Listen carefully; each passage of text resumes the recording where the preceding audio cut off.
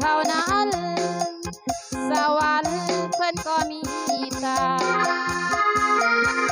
มาเป็นเมียน้อยบ่มีหัวคิดปัญญาบ่คิดเรื่องการสร้างสรรค์ตื่นเช้าขึ้นมาอยากได้ผัวโคยแห่งคิดแห่งเศร้าส่วนเขา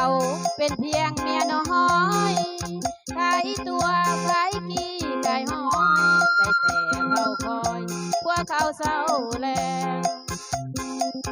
สมน้ำหน้าเด้แฮเมียน้อยกฎหมายบ่แต่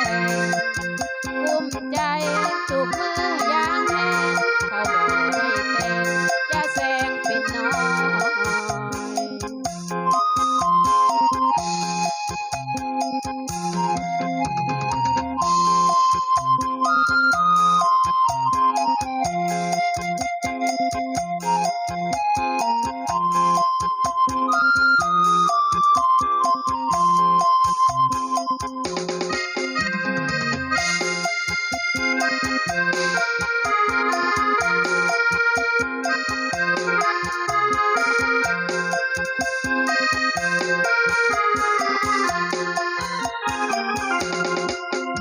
ำตา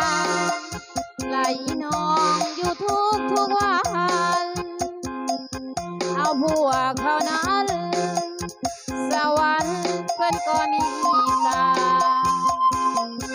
มาเป็นเมียน้อยบ่มีหัวคิดปัญญา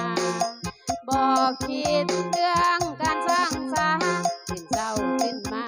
อยากได้ผัวโคยแห่งคิดแห่งเศร้าส่วนเขา